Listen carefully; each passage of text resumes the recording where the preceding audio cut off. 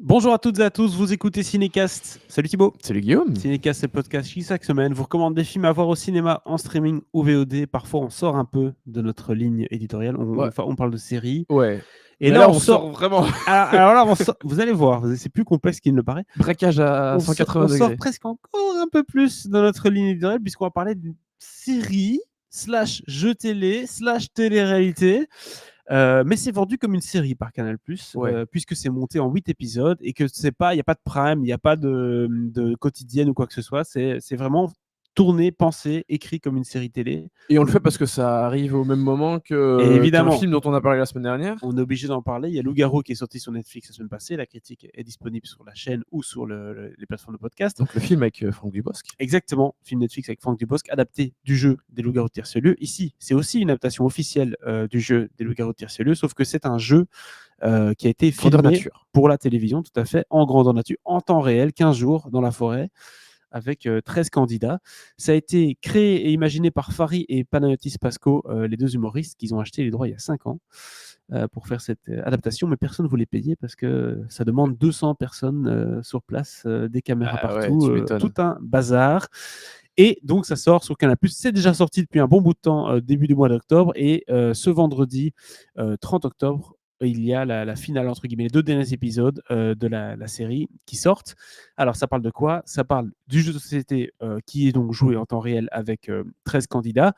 Et, très important, 13 candidats qui ne sont pas des stars, contrairement à l'émission de télé Les Traîtres qu'on peut voir sur M6 ou des trucs comme ça, ou même sur RTL TV en Belgique.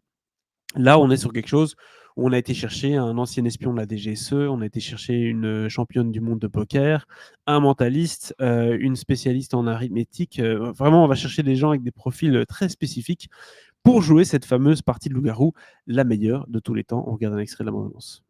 Ça s'annonce être une partie d'exception.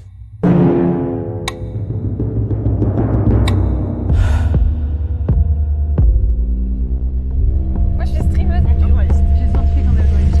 Et mentaliste. On va commencer tous à voir des loups-garous partout. Oh, un peu complotiste, mais j'aime bien.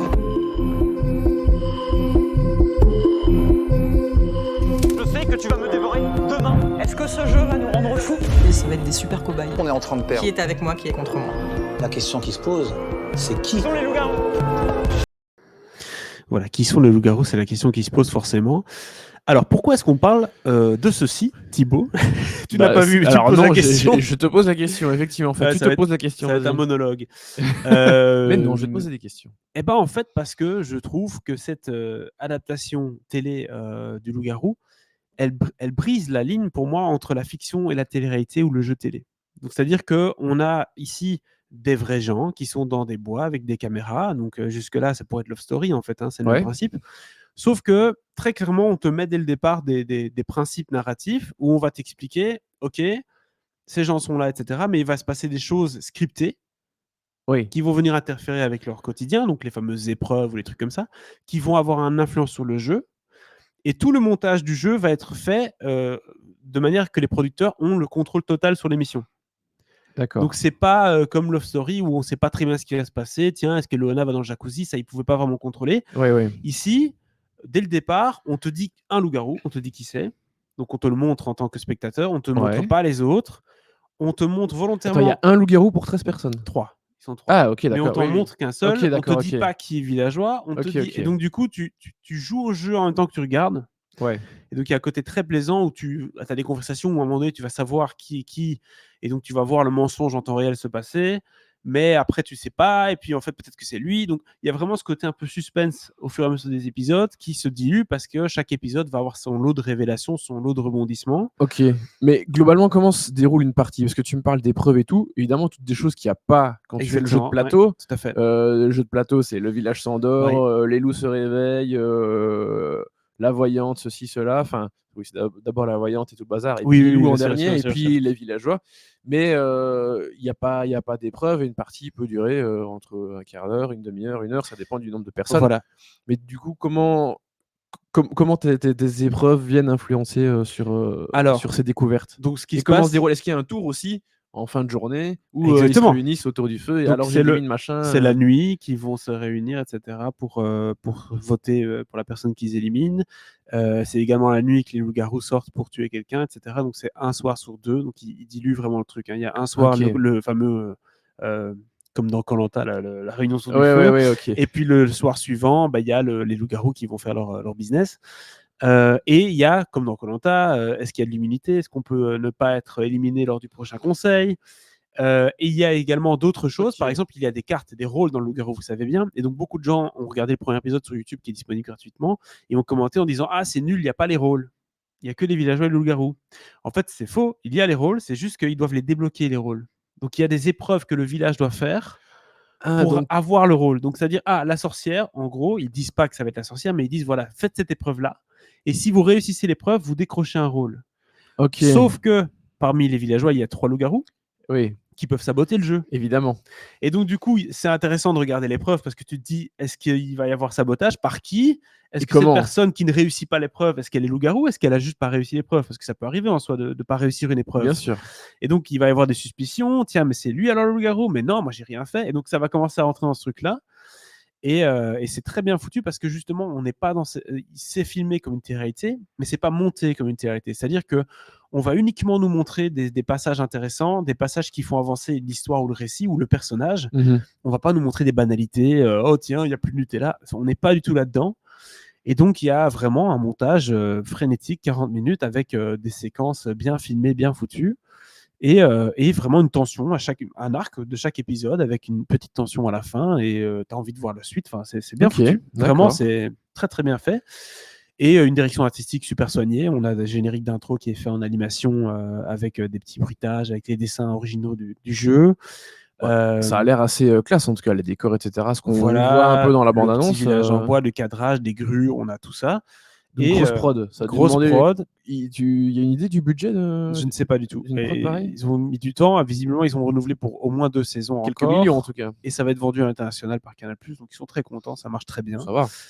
Donc, voilà. Si vous cherchez une adaptation fidèle au jeu de société et sans doute la plus fidèle possible, foncez. Ouais, mais ça transgresse avec le jeu, avec ces choses améliorées. Les Ça, épreuves exactement. et tout. Ça utilise Parce le que jeu. et ici, donc de ce que je comprends bien, il n'y a pas de rôle au départ. C'est soit t'es villageois, soit t'es loup-garou, et tu peux avoir des rôles en plus au fur et à mesure. Exactement. Mais donc, il y a un type, il peut être villageois pendant 5 épisodes, et puis c'est au 6e, Et en un il coup, va il est devenir la petite voyante. fille, quoi. Où Ouais. où il y a eu l'élection du capitaine du village, tu vois, parce qu'il faut Ouais, élire un ouais. capitaine, mais le capitaine peut être un loup-garou. Donc forcément, tu ne sais pas si le capitaine est loup-garou, en fait. Ah, oui, en plus, ouais, bah ouais, oui. ouais. Ah, oui, donc d'accord. Voilà, et puis la sorcière, si elle se fait tuer, elle peut revivre, ou alors elle peut faire revivre quelqu'un, il y a des Oui, trucs oui. comme ça. Il y a celui qui ont 2 voix, donc moi j'ai 2 voix, donc je peux Oui, porter oui. 2 doigts. Donc les Bref, rôles sont globalement il y a les la mêmes, petite sauf fille. qu'ils sont pas là dès le début, Il y a la quoi. petite fille qui peut regarder par la boîte aux lettres. Ouais. Ok. Tu vois, il y a des trucs comme ça. Donc il y a plein de choses qui sont mises en place pour rendre le truc hyper intéressant. Et à côté de ça, on a Fari et Panayotis Pasco qui viennent de temps en temps dans la série faire des scénettes qui sont montées, enfin qui sont réalisées en dehors du vrai tournage. Hein. À mon Ouais. avis, ils ont fait ça après ou Mais avant. donc ils font les Denis Brognard du bazar. Ils Mais ça viennent, vient pas non, un peu ils casser parlent pas le ils truc parlent pas aux participants du tout. Ok, d'accord. Donc ils viennent simplement faire des petites capsules pour nous les spectateurs, où en fait ils viennent souvent expliquer un concept du jeu à D'accord, deux ok. en mode blagounette, on fait semblant de pêcher dans un lac et on parle. Mais ça s'inscrit bien dans Ça marche bien. dans l'émission. Il y a quelques guests qui viennent faire coucou. Je pense à Christine de Queen qui vient mais juste dans une de ces capsules. Il y a Eric Judor à un moment donné. Donc il y a des gens qui viennent dans ces petites capsules-là faire des blagounettes pour un peu mettre en contexte le jeu. C'est un peu bizarre. Ça sort un peu de la DA. Mais ça fonctionne, ça fait le petit côté Canal+, un peu humoristique, copinage parisien. Et puis, il y a la voix de Mr V, donc Mr V qui fait le narrateur, que les candidats n'entendent pas. Hein. Le village s'endort. Oui, mais les candidats n'entendent pas ça. Oui, Donc, oui. eux, le village s'endort. Mais le village Ils vont dormir. s'endort vraiment. Donc, il y a des producteurs sans doute qui leur parlent à l'oreillette ou autre, mais ça, on ne le voit pas. Mais Mr V vient parler et commenter ce qui se passe ou expliquer 2-3 faits de jeu avec le recul d'être dans son canapé et de regarder la série dans son canapé. Donc, il parle comme s'il était avec nous dans le canapé. Ok, d'accord. Tu vois, il dit « Oh putain, fais chauffer les pop-corn !» Tu vois, il y a des trucs comme ça en plein milieu. Et donc, c'est un peu lourd, ça marche pas toujours, ça nous sort un peu du truc par moment. Bon, c'est Mr V, donc il est très marrant, donc il fait des bonnes blagues. mais je trouve que c'est pas 100% nécessaire. C'est cool qu'il soit là, mais je vois le genre. voilà, c'est un peu, même dans l'abondance, il est là, c'est un peu lourd. Mais pour le reste, gros succès, ça marche très bien. Moi, j'ai pris mon pied et je vais prendre mon pied puisque ça termine ce soir, si vous regardez aujourd'hui la critique. Donc, c'est mieux que le film sur Netflix. C'est bien mieux que le film sur Netflix. Si je dois noter, si on fait une note à la Cinécast, j'irai 3 étoiles parce qu'il ne faut pas non plus pousser. Ça reste un jeu télé. D'accord. Mais c'est très très bien foutu et ça donne envie de voir d'autres saisons en espérant qu'ils ne tombent pas dans le cliché de mettre des stars dans ce genre d'émission parce que ça va arriver. Ça va arriver, mais c'est beaucoup mieux le côté espion, etc. Parce que forcément, tu as des gens avec certaines compétences qui manipulent très très bien. Donc tu vois tous ces petits connards au fur et à mesure jouer carte sur table. Donc voilà. Eh ben, très bien. Ça a l'air assez sympathique. Voilà, n'hésitez pas à nous dire un peu ce que vous avez pensé de la série puisqu'elle est bientôt finie dans les commentaires, que ce soit sur YouTube ou sur les plateformes de podcast. Et abonnez-vous au podcast pour ne pas louper nos prochaines critiques de films ou de séries plus conventionnelles, on le promet. Oui, c'est une exception. Ciao, ciao.